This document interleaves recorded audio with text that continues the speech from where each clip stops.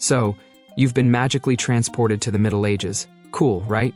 You can finally live out your fantasy of being a chivalrous knight, or a peasant with crippling scoliosis and no teeth. But, bad news. You're gonna die. Soon. Like, within a week. And not in a heroic, saving the village from bandits kind of way.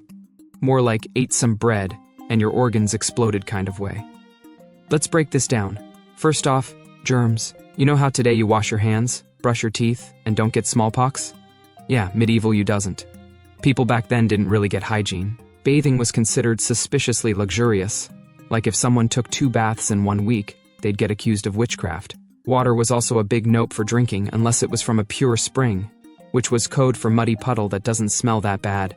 So what did they drink instead? Ale. Everyone from toddlers to drunk uncles chugged low-alcohol beer because at least it was boiled and less likely to kill you immediately.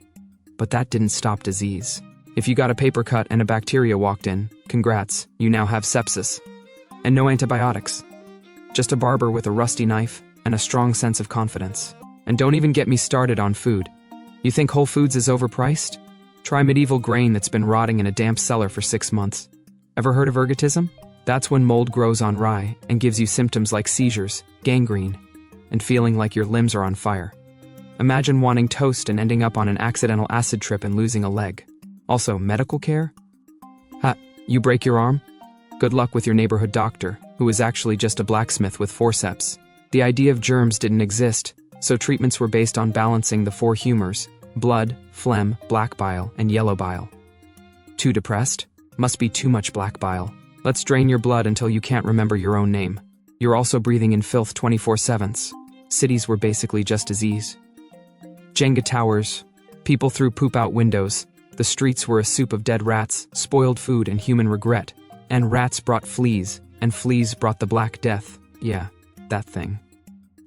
The plague wiped out about 1/3 of Europe. If you were lucky, you'd die within 24 hours. If you were unlucky, your lymph nodes would swell up like cursed grapes before you croaked. But I'll just live in the countryside. Okay, but now you're a peasant, which means you work 14 hours a day, eat gruel, and sleep in a 1-room house with your family and the livestock. You ever tried sleeping next to a cow that snores?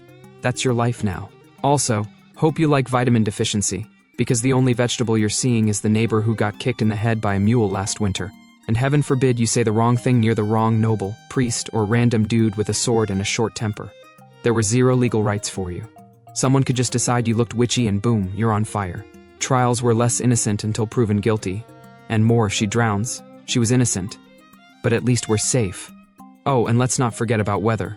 There was this fun period called the Little Ice Age, where crops failed, people starved, and they genuinely thought it was the end times. No electricity, no heating, just you, your half-frozen turnip, and a vague feeling of doom. So yeah, unless you were royalty, and even then you'd still probably die of an infected paper cut. You'd be very dead. Very fast. If the disease didn't get you, the food would. If the food didn't, the medical care would. If that didn't, then someone would probably stab you over a sheep. The Middle Ages were not simpler times. They were just times where everything wanted to kill you, and most of it succeeded.